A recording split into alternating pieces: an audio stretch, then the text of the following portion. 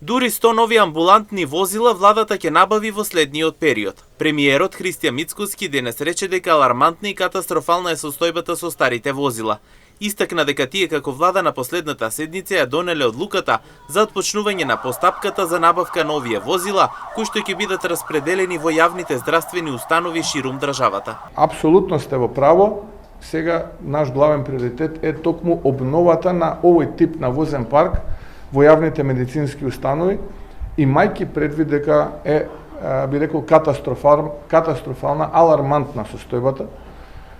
Таму луѓето се потпираат на оние возила кои што се донација или се очекуваат да бидат донација.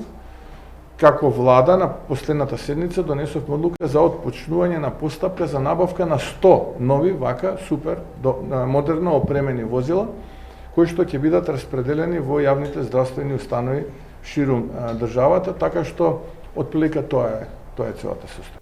Инаку, како што посочи и премиерот, постапката е веќе отпочната, а со ова се очекува да се унапреднат сите јавни здравствени установи во државата.